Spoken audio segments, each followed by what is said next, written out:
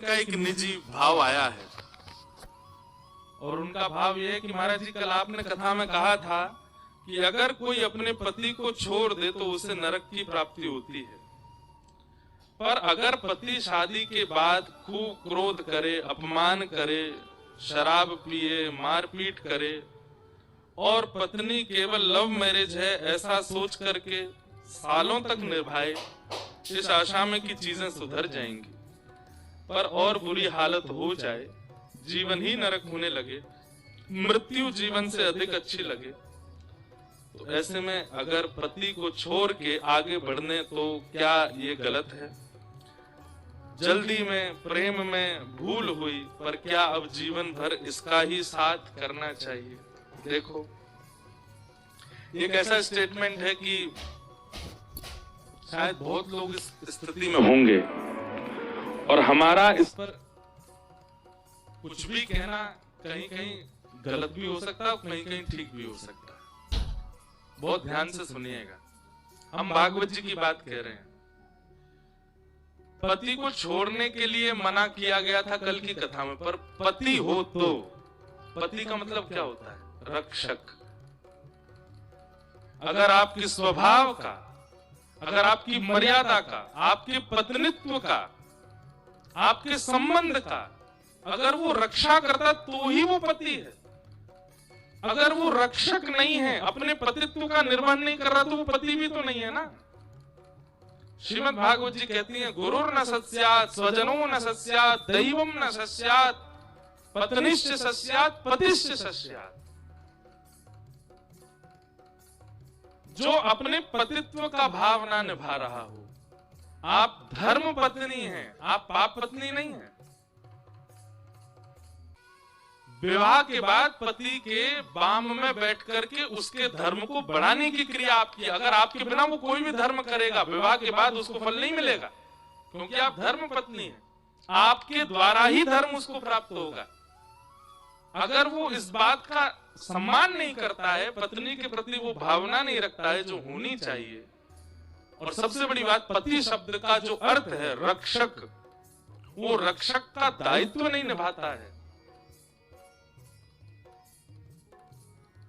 ऐसे में निर्वहन करना उचित नहीं।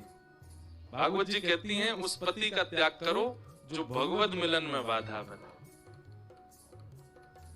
अब सतियों के चरित्र अगर आप पढ़ोगे तो सतियों के चरित्र में तो ऐसा आया कि पति कैसा भी है, पर सती कन्या ने उसका त्याग नहीं किया, उसके संग निर्वहन करती रही, फिर उसके सतित्व पर ठाकुर जी रीझ गए। पर अगर आप सतित्व नहीं निभा पा रहे हैं और कहीं ना कहीं आप ठाकुर जी से विमुख होते जा रहे हैं, भक्ति से विमुख होते जा रहे हैं, पारिवारिक भावना, बालकों का, उनकी अपब्रिंगिंग वो भी नहीं कर पा रहे हो, तो फिर ऐसे विवाह का निर्वहन किस कार्य का है? तो कुछ बातों का ध्यान रखिए। पहली बात, यदि रक्षा का दायित्व वो नहीं निभा रहे हैं। दूसरी बात, मातृत्व और पत्नित्व का सम्मान नहीं कर रहे हैं। तीसरी बात, घर गृहस्थी, परिवार, बालकों का भी संरक्षण नहीं कर रहे हैं। और अंतिम बात, उनकी क्रिया से भगवत विमुख आप होते जा रहे हो, ऐसे में त्याग ही उचित है। ऐसे में त्याग ही उचित है। और ये बात मैं नहीं, भागवत जी कह रही है, पतिश्च सस्यात्, उस पति का त्याग करो जो भगवत मिलन में बाधा बने।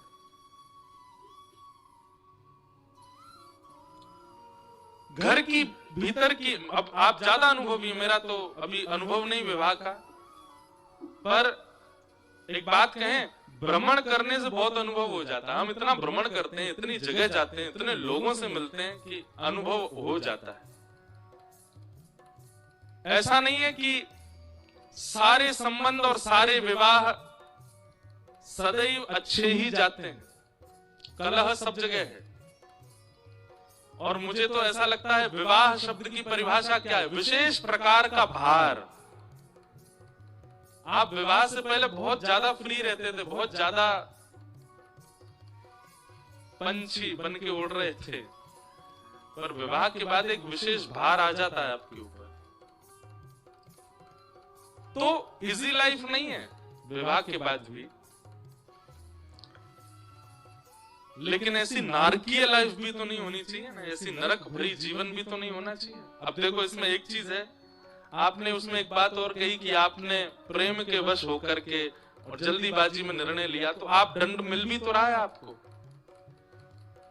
अब दंड भोग लिया। अब उसके बाद हमारे हिसाब से तो जो रक्षक पति का दायित्व ही नहीं निभा रहा है, माता का सम्मान ही नहीं कर रहा है, बालकों की परवरिश की चिंता नहीं और भगवत विमुख आपको कर रहा है, ऐसे में त्याग उचित।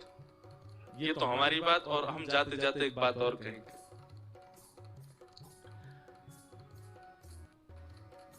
ठाकुर जी से इस विषय में जरूर पूछ लें। हमें ऐसा विश्वास है ठाकुर जी उचित उत्तर देते हैं। हमने बहुत बार अनुभव किया, हमारा तो पूरा जीवन ठाकुर जी पे ही चल रहा है। ठाकुर जी के सन्मुख पर्ची बना करके रखिए, जो भी आपके निर्णय हो, 2 हो, 3 हो, 4 हो, सब ठाकुर जी के आगे रखो। रात्रि शयन में ठाकुर जी को सुंदर भोग पधराओ, चरणों में वंदन करो और ठाकुर जी से निवेदन करना, मेरे लिए जो उचित हो, आपको जिसमें मेरी भलाई लगती हो, सुबह जब आपकी सेवा में हम आए, आप वही उत्तर हमको दीजिए। जरूरी नहीं है कि हर वस्तु का त्याग ही आपके लिए उचित होता है। कई बार गलत व्यक्ति और गलत परिस्थिति का परिवार में होना और संग में होना ही आपकी भलाई होती है। दूसरे दिन ठाकुर जी की सेवा करने जब जाएं, तो उसमें से एक पर्ची उठाइएगा, पूरे विश्वास के साथ उस बात का निर्वहन कीजिएगा। ठाकुर जी जो करें फिर उसका आज्ञा का पालन कीजिए। तो ये दोनों पक्ष आपके सामने हमने रख दिए हैं, जिनका भी ये पत्र है। बाकी द्वारिकाधीश सब मंगल करेंगे।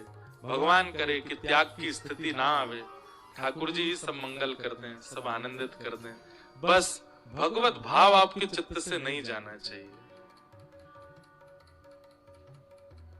भगवत भाव बना रहे। गोस्वामी तुलसीदास जी के पीछे तो ब्याह के लिए महादेव पड़े। एक ब्राह्मण रोज अपनी पुत्री का संबंध लेकर के गोस्वामी तुलसीदास जी की कथा में आ जाते हैं। गोस्वामी जी से कहते, मेरी पुत्री आपकी बिल्कुल योग्य, आप उससे ब्याह कर लो। गोस्वामी जी मना करते। एक दिन महादेव प्रकट हो गए और महादेव प्रकट होकर के बोले, तुम्हारी कथा में एक ब्राह्मण आते हैं। बोले जी, अपनी पुत्री का संबंध लेकर, बोले उसी से ब्याह करो। और महादेव ने कहा, उससे ब्याह करोगे उसी से ही तुमको प्रभु श्री राम की प्राप्ति होगी। अब सोचो, महादेव यदि आज्ञा कर रहे हैं तो इसका मतलब है कि पत्नी अनुकूल है। महादेव यदि आज्ञा कर रहे हैं तो इसका मतलब क्या है कि गृहस्थ आश्रम बहुत बढ़िया होगा। लेकिन हुआ उल्टा।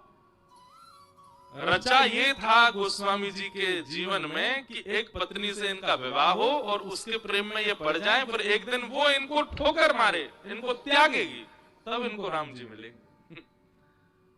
जरूरी नहीं है कि व्यक्ति का संग भगवत प्राप्ति कराएगा, कई बार भगवत व्यक्ति का त्याग आपको भगवत प्राप्ति कराता है। एक बात और मैंने कहीं सुनी, वो जब लड़का लड़की का ब्याह होता है तो उनके गुण मिलवाते हैं, कितने गुण मिल रहे हैं। तो उसमें एक पंडित जी कह रहे थे, पंडित जी नहीं घर के लोग कह रहे थे, बोले गुण कम ही मिलने चाहिए, ज्यादा नहीं मिलने चाहिए। मैंने कहा क्यों? बोले पूरे गुण मिले थे तो राम सीता जी के मिले थे, सारे गुण मिल गए थे।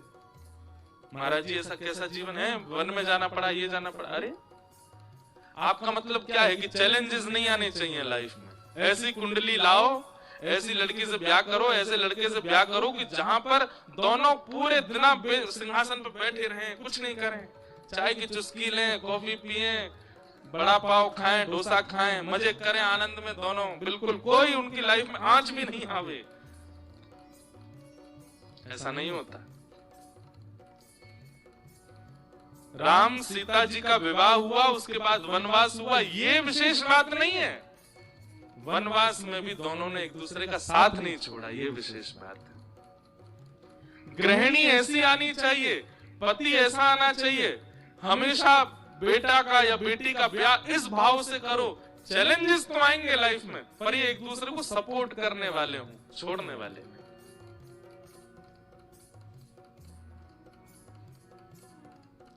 तो जिन बहन का भी ये भाव है, हम आपसे प्रार्थना करते हैं, एक निर्णय आपका गलत हो चुका है पहले ही, अगला निर्णय ठाकुर जी पर छोड़ो और बहुत सोच विचार करके, जो बातें मैंने चार कही हैं, उन बातों में यदि आपके पतिदेव नहीं घट रहे हैं, तो फिर ठाकुर जी के सन्मुख भाव रखें, या तो स्वयं ही दृढ़ विश्वास करके त्याग करो, या फिर ठाकुर जी से पूछो। और अगर ठाकुर जी कहें कि संग रहना है, उसके बाद सब त्याग दीजिए, बस ठाकुर जी की बात का निर्वहन कीजिए, शायद उसी में आपकी भलाई हो। और अगर ठाकुर जी कहें कि त्याग ही उचित है, तो फिर श्री द्वारिकाधीश के चरण सन्निधि ले लीजिए और आगे बढ़िए। बोलो द्वारिकाधीश की